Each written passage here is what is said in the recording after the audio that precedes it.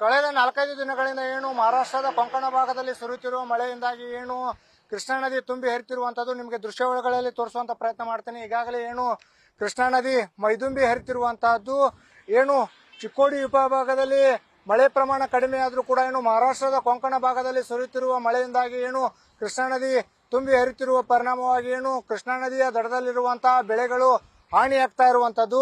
ಈಗ ನೀವು ಸದ್ಯ ದೃಶ್ಯಗಳಲ್ಲಿ ನೋಡ್ತಾ ಇರಬಹುದು, ಏನು ಕಬ್ಬಿನ ಬೆಳೆ ಸಂಪೂರ್ಣವಾಗಿ ಜಲಾವೃತವಾಗಿರುವಂತದ್ದು. ಈಗಾಗಲೇನು ಚಿಕ್ಕೋಡಿ ಉಪವಿಭಾಗದಲ್ಲಿ ಜೂನ್ ತಿಂಗಳಲ್ಲಿ ಬಿತ್ತನೆ ಆಗಬೇಕಾಗಿತ್ತು, ಆದರೆ ಮಳೆ ಕೊರತೆ ಹಿನ್ನೆಲೆಯಲ್ಲಿ ಜುಲೈ ತಿಂಗಳಲ್ಲಿ ಬಿತ್ತನೆ ಮೊದಲ ವಾರದಲ್ಲಿ ಬಿತ್ತನೆ ಮಾಡಿದ್ರು. ಆದರೆ ಏನು ಮಳೆ ಮಹಾರಾಷ್ಟ್ರದ ಕೊಂಕಣ ಭಾಗದಲ್ಲಿ ಅತಿಯಾದ ಮಳೆಯಾಗಿರುವ ಹಿನ್ನೆಲೆಯಲ್ಲಿ ಏನು ನದಿ ತೀರದ ಬೆಳೆಗಳೆಲ್ಲವೂ ಸಂಪೂರ್ಣವಾಗಿ ಹಾಳಾಗಿರುವಂತದ್ದು. ಇದು 2ನೇ ಬಾರಿ ಈಗ ಬೆಳೆಗಳು ಹಾಳಾಗಿರುವಂತಹದ್ದು. ಮೊದಲಿಗೆ ಏನು ಜುಲೈ ಮೊದಲನೇ ವಾರದಲ್ಲಿ ಏನು ಮಳೆಯಾಗಿತ್ತು, ಆ ಸಮಯದಲ್ಲೂ ಕೂಡ ಏನು ಬೆಳೆಗಳು ಕೂಡ ಸಂಪೂರ್ಣವಾಗಿ ಜಲಾವೃತವಾಗಿದ್ದು, ಈಗ ಮತ್ತೆ 2ನೇ ಬಾರಿ ಏನು ಮಹಾರಾಷ್ಟ್ರದ ಕೊಂಕಣ ಭಾಗದಲ್ಲಿ ಮಳೆ ಬೀಳುತ್ತಿರುವ ಪರಿಣಾಮ ಏನು ಬೆಳೆಗಳೆಲ್ಲವೂ ಸಹಿತ ಸಂಪೂರ್ಣವಾಗಿ ಹಾಳಾಗಿರುವಂತಹದ್ದು.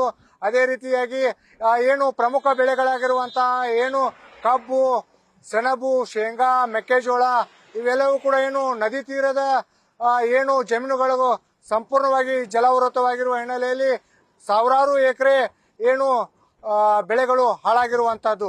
ಕ್ಯಾಮರಾ ಪರ್ಸನ್ ಸುನಿಲ್ ಜೊತೆ ಸಂಜಯ್ ಕೌಲಗಿ, ನ್ಯೂಸ್ ಫಸ್ಟ್, ಚಿಕ್ಕೋಡಿ.